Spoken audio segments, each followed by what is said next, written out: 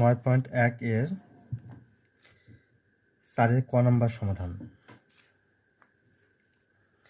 এখানে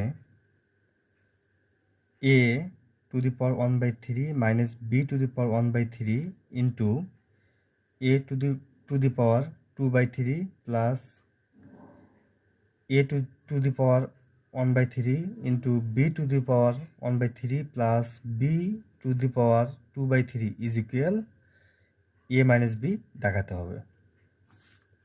আমরা লিখব বাম পক্ষ a to the power 1/3 minus b to the power 1/3 a to the power 2/3 a to the power 1/3 into b to the power 1/3 plus b to the power 2/3। এখন a to the power 1/3 b to the power 1/3 যা আছে তা লিখে নেব। এখানে দেখো a to the power 1/3 এটাকে ভেঙে নেব। a to the power 1/3 square. এখানে 1/3 ইন্টু 2 গুণ করলে যেহেতু এটা ভগ্নাংশ, তাই 2 শুধু লবের সঙ্গে গুণ হবে। লবের সঙ্গে গুণ করলে কী হবে?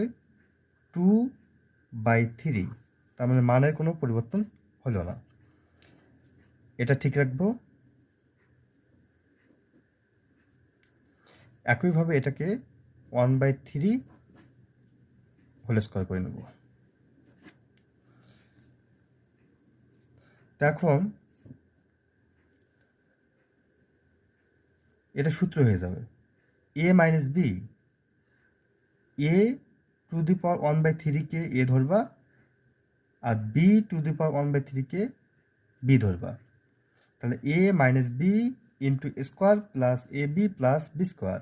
আমি আবার বলছি a minus b into square plus A B plus B square. এর সূত্র হলো a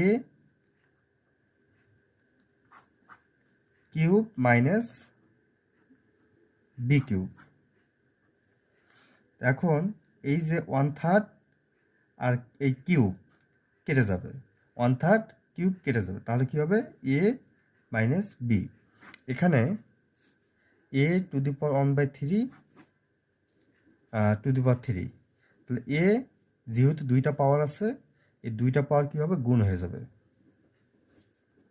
আর গুণ করলে এই 3 কেটে যাবে, ইজ ইকুয়াল a।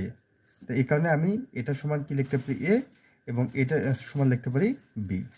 তাহলে আমাদের বাম পক্ষ সমান ডান পক্ষ।